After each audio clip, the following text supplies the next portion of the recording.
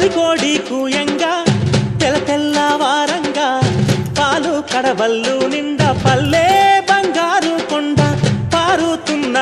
ఏరు పచ్చ పచ్చాని పైరు ముత్యాల ముగ్గుల్లో సిగ్గులొలికే పల్లె సంక్రాంతి సంబరాల